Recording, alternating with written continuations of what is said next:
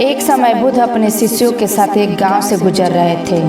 तभी वहां एक युवा व्यक्ति ने बुद्ध से पूछा, गुरुदेव, मनुष्य की बर्बादी का सबसे बड़ा कारण क्या है? बुद्ध ने उस युवक को एक पेड़ के नीचे बैठने का निर्देश दिया और कहा, मैं तुम्हें एक कहानी सुनाता हूँ, इसे बड़े ध्यान से सुनना। एक समय की बात है, एक धनवान राजा था जिनका नाम राजा सूरजदेव था। राजा ने अपने जीवन में सभी प्रकार के सुख सुविधाओं का अनुभव किया था, लेकिन फिर भी उसे संतोष नहीं था। एक दिन उसने अपने राज्य के सबसे बुद्धिमान मंत्री को बुलाया और उससे पूछा, मुझे बताओ, मेरी बर्बादी का सबसे बड़ा कारण क्या हो सकता है? मंत्री ने राजा को ध्यान से देखा और कहा, महाराज, मैं आपसे एक साधारण प्रश्न पूछता हूँ, आपका ध्यान सबसे अधिक किस चीज पर रहता है? राजा ने कुछ सोचा और कहा, मेरा सबसे अधिक ध्यान मेरे धन और संपत्ति पर रहता है। मैं हमेशा इसे बढ़ाने की योजना बनाता रहता हूँ और इसे खो जाने का डर भी रहता है।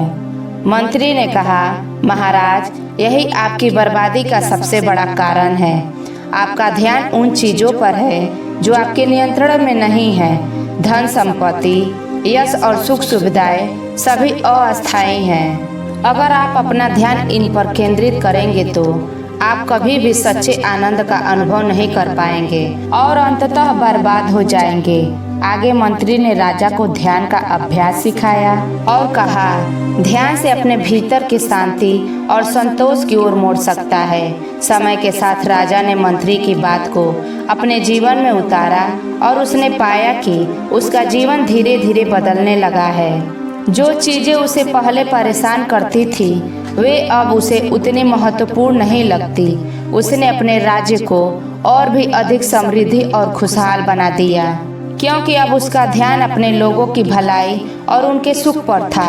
बुद्ध ने युवक की ओर देखा और कहा, मनुष्य की बर्बादी का सबसे बड़ा कारण है उसका ध्यान। जब हमारा ध्यान उन चीजों पर होता है जो अस्थायी और अनियंत्रित है, तो हम कभी भी सच्चे आनंद का अनुभव नहीं कर सकते।